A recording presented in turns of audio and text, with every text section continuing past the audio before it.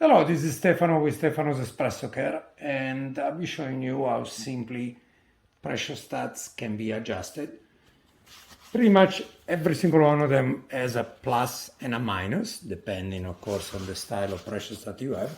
Some are pre-calibrated from the factory or the manufacturer of the pressurestat according to the Espresso Machine manufacturer recommendation, but in all reality, all of them can be readjusted to your own choice, I guess. This is the only difference on the style that we carry, that will not have a screw, but it has a big gear, plastic gear, that does the same thing of the screw, which is adjusting the pressure on the plus and minus. The reality and the logic of it is that as you are increasing the tension on the screw or the gear that pushes on a spring, you are opening and closing the diaphragm or the mechanical part, and more resistance you apply, harder it is, therefore requires more pressure in order to open the circuit. Big one, little ones, same concept, and you will actually hear a very distinguished clicking of when the contacts are opening and closing.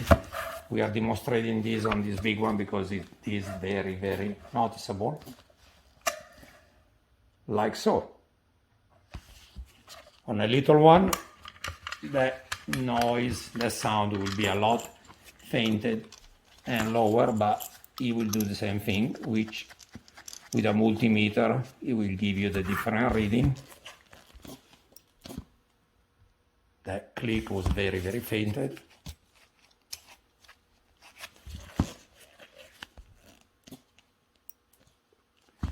And if you can hear it, good for you because you have good ears. But the contact will be a common one, a normally closed, and a normally open.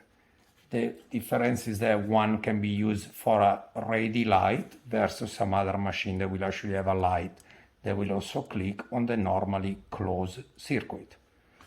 This is pretty much the logic of the adjusting a pressurestat.